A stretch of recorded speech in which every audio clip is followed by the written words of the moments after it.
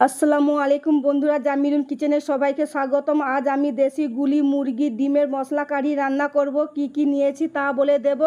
আশা করছি শেষ পর্যন্ত রেসিপি দেখবেন, খুব ভালো লাগবে। দেশি মুরগির ডিমের কারি করার জন্য ডিমকে সেদ্ধ করতে দেব লবণ দিয়ে। কড়াইয়ে জল দিয়েছি, গ্যাসটা জ্বালিয়ে দিয়েছি। এবার ডিমগুলো দেব জলের মধ্যে। জলের মধ্যে ডিম আর লবণ দিয়ে ঢেকে দেব। গুলি মুরগির ডিম,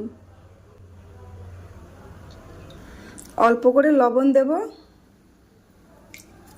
ঢেকে দিয়ে সেদ্ধ করে নেব।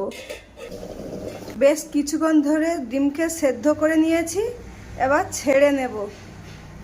দেশি মুরগির ডিম মশলা কারি করার জন্যে আমি নিয়েছি ডিম, এলাচ লং কাঠ, জিরা ধনিয়া বাটা, হলুদ গুঁড়ো, লঙ্কা গুঁড়ো, গোলমরিচ, সরষা তেল, টমেটো কুচি, পেঁয়াজ কুচি, কাঁচা লঙ্কা চিড়ে, আদা রসুন বাটা, কাঁচা লঙ্কা কুচি, লবণ, আর নিয়েছি কারি পাতা, আর নিয়েছি কাসুরি মেথি।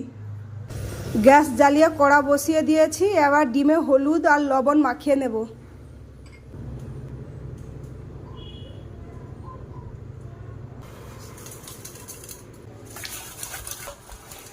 মাখিয়ে নিয়েছি, এবার তেলে দিয়ে ভেজে নেব। কড়াইয়ে তেল দেব, তেল গরম হয়ে গেছে। একটা একটা ডিম দেব।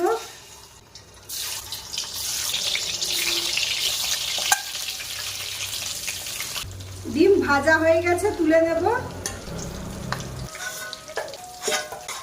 খুব সুন্দরভাবে ডিম ভাজা হয়ে গেছে।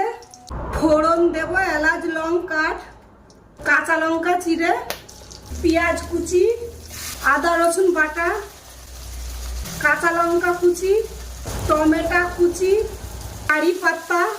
কিছুক্ষণ মশলাকে কষে নেব।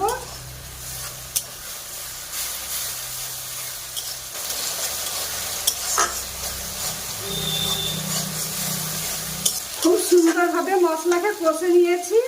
এবার লঙ্কা গুঁড়ো, হলুদ গুঁড়ো, জিরা ধনিয়া বাটা, গোলমরিচ, লবণ, অল্প জল দিয়ে মশলাকে কষে নেব।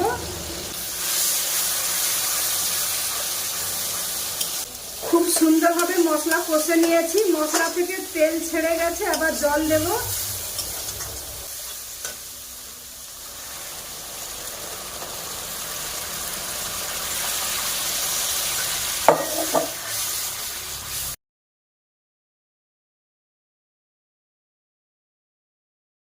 তরকারি ঝোল ফুটে গেলে ডিম দেব। জল ফুটে গেছে, ডিম দিয়ে ঢেকে দেব। কাসুরি মেথি দেব, কাসুরি মেথি দিয়ে ঢেকে দেব।